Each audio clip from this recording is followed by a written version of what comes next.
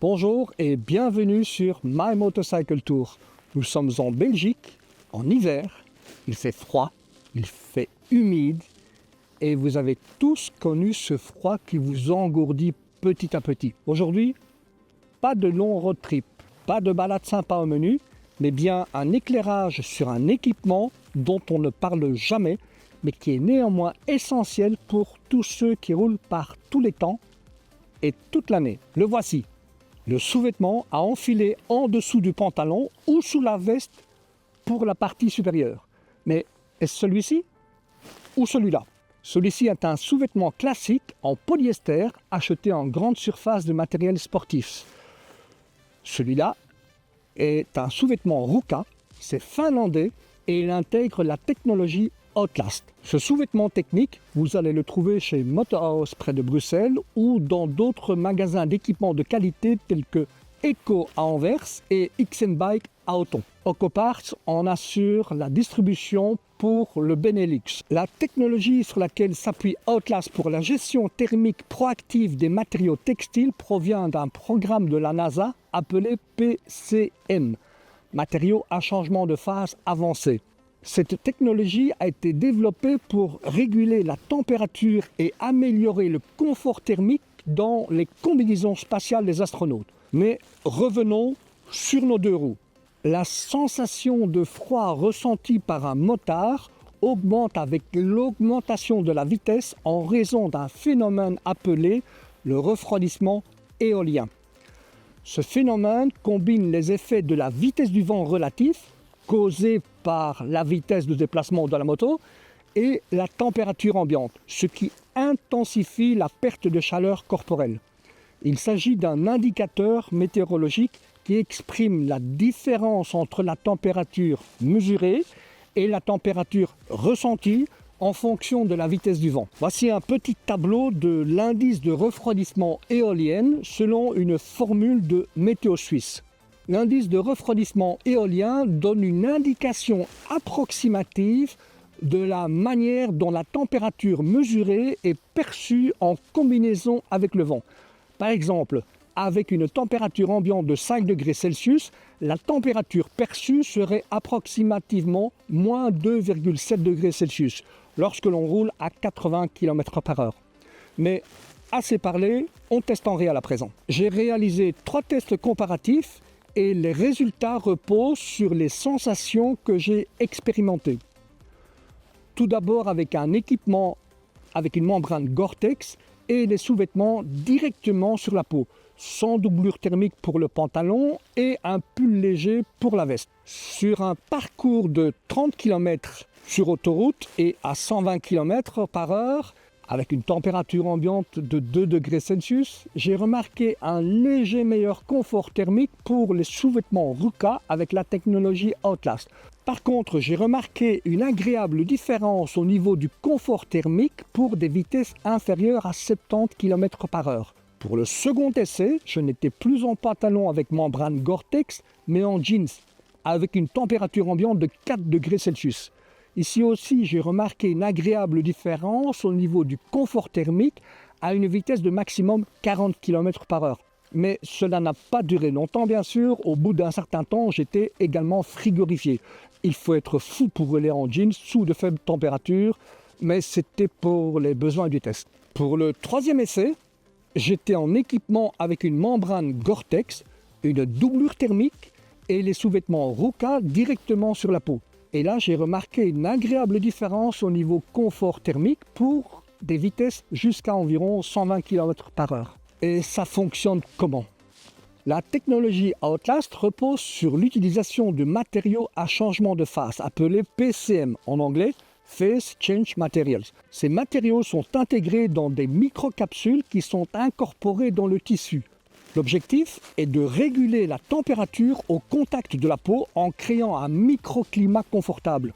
Les PCM utilisés dans la technologie Outlast sont à base de cire micro-encapsulée. Ces cires ont des températures de fusion adaptées à la plage de confort thermique humain, généralement entre 28 et 34 degrés Celsius. Et ce principe repose sur le changement de phase solide-liquide de ces matériaux et de la chaleur latente de fusion associée. La chaleur latente de fusion est l'énergie nécessaire pour faire passer un matériau de l'état solide à l'état liquide sans variation de température.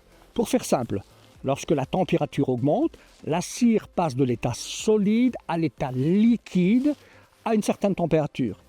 Et ce processus absorbe l'énergie thermique sous forme de chaleur latente de fusion sans augmenter la température du matériau, permettant ainsi de stocker la chaleur.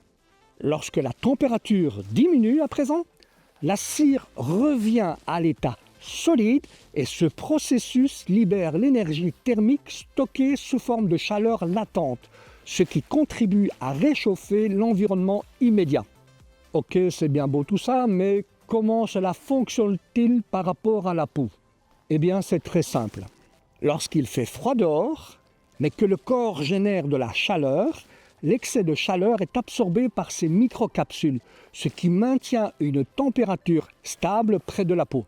En absorbant l'excès de chaleur corporelle, le PCM fond, passant de l'état solide à l'état liquide. Et ce changement d'état permet de stocker l'énergie thermique sans que la température ne varie brusquement. Ce processus évite ainsi que la chaleur corporelle ne s'échappe trop rapidement, réduisant ainsi la sensation de froid. Lorsque la température corporelle baisse ou que l'environnement devient plus froid, le PCM se solidifie en libérant l'énergie thermique précédemment stockée. Et cette libération de chaleur permet de réchauffer légèrement l'environnement proche de la peau, maintenant un microclimat confortable. Contrairement à des textiles classiques qui agissent de façon passive, isolation thermique uniquement, la technologie Outlast agit de manière proactive en anticipant les variations de température, ce qui évite les pics de chaleur, surchauffe ou de froid, refroidissement trop rapide et assure un meilleur confort thermique.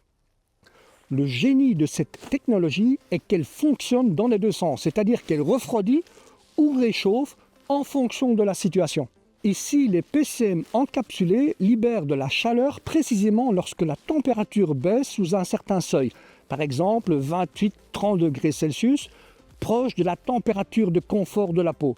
Cette chaleur permet de compenser en partie la perte thermique naturelle due à la conduction, c'est-à-dire le contact avec le froid extérieur.